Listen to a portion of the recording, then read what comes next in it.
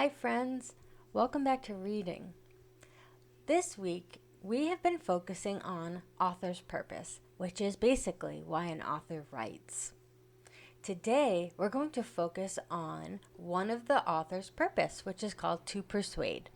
We learned about inform and entertain the past few days. So today our focus is going to be on persuasion, which an author will write to persuade. You can tell if a story is meant to persuade, which means to convince someone a certain way or to think a certain way, but you can tell if you look for some clues. And some of those clues are that if the story seems to try to get someone to do something or to take sides with the author or a character, then it might be to persuade. Also, sometimes the story might have reasons why it would be good to do something. So the reasons usually will try to get someone to want to do it. And lastly, it usually tries to change the reader's mind. So we're going to look at a story that is meant to persuade people to do or think a certain way. This story that we're going to read today is called Be Who You Are, and it's by Todd Parr. Even the title is kind of giving me a little clue as to what the author is trying to get you to think.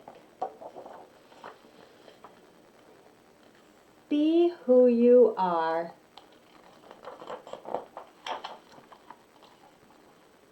Be old, be young.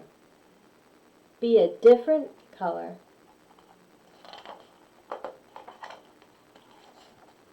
Wear everything you need to be you. Look at everyone is smiling in the picture. Speak your language. Hola. Hello. Meow. And look at that. That's a dog saying meow. And they're saying, it's okay if that's what the language you want to speak. Learn in your own way. There's a kitty cat going up to the doggy food. Be proud of where you're from. Whether you live in an apartment, a house, a trailer, a doggy house, a castle, or a barn. Be your own family. Everyone is happy. Just be who you are.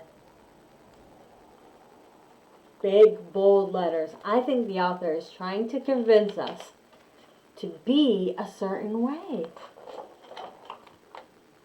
Be silly. Look at that picture. Be brave. Look at the little fishy next to the shark. He's being so brave. Dance. Look at everyone's dancing, even a skunk. Play. Discover. Learn. And read.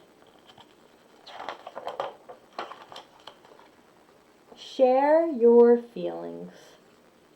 It's okay if you're happy, mad, sad, silly, scared, or proud. Just be who you are. I want to stop for a second because I'm noticing something. I'm seeing some repetition. And when an author says something many times and repeats something, that means it's really important. And the author keeps saying, be who you are. The author is trying to persuade you to not worry about what other people think and just be yourself. And he's giving lots of great examples of how you can just be yourself. He said be silly, be brave. All of these are great examples so far. Try new things.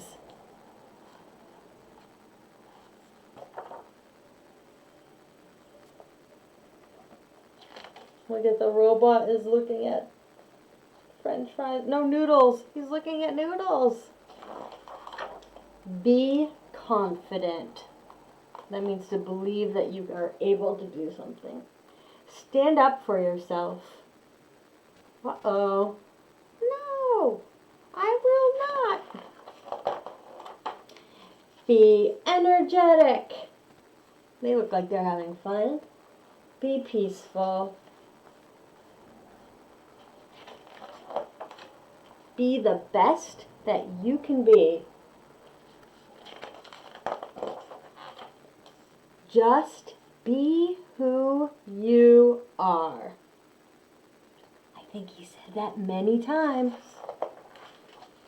It doesn't matter what color you are, where you are from, or who's in your family.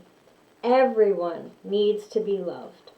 Always love yourself and be who you are. The end. Love, Todd. Now, this story was certainly meant to persuade people and to encourage people to be themselves. He made it look so fun to do all of those things that the people were doing. And I think what he was trying to tell you was that if you be who you are, you're going to be your happy own self. So, let's see, did he convince you to try to be who you are? That means this story was meant to persuade. When you're reading in your independent time, try to think about the author's purpose and look for clues and see, is the author trying to persuade us to do something or think a certain way? Or is the story meant to just entertain and have fun? Or is it meant to inform and teach us something? Remember the P-I-E for pie.